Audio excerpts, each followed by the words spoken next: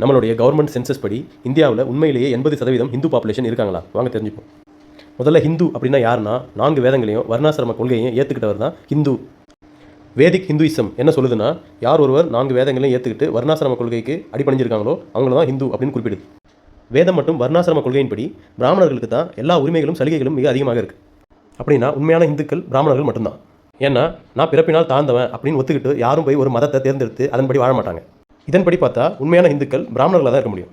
அப்போ 80% பிராமணர்கள் இந்தியாவில் இருக்காங்களா? யோசிச்சு பாருங்கள். பிராமணர்களுடைய உண்மையான எண்ணிக்கை 3லிருந்து 4%. அப்படின்னா இந்துக்கள்னு சொல்லப்படுற மீதி உள்ள மக்கள் யார்? இந்தியா சுதந்திரம் அடைவதற்கு முன்னால் பிரிட்டிஷ் அரசாங்கம் யார் யாரெல்லாம் முஸ்லீம் இல்லையோ அவர்கள் எல்லாமே இந்துக்கள் அப்படின்னு ஒரு அடையாளத்தை குத்துனாங்க. பல்லாயிரம் இனக்குழுக்களாக பிரிஞ்சு கிடந்த இந்திய மக்களை ஈஸியாக ஆட்சி செய்யறதுக்கும் சில பல சட்டத்திட்டங்களை சிக்கல் இல்லாமல் செய்யறதுக்கும் இந்த ஒரு விஷயத்தை பண்ணாங்க. இப்படி எல்லா நாட்டுப்புற சமயங்களையும் சேர்த்து இந்துன்னு காமனாக ஒரு முத்திரையை குத்துனது அந்த இந்துத்துவ அமைப்புகளுக்கு லட்டு சாப்பிட்ட மாதிரி ஆயிடுச்சு. இந்த ஒரு காரணத்தை வச்சு இந்தியாவில் 80%க்கும் அதிகமான இந்துக்கள் இருக்கிறாங்க.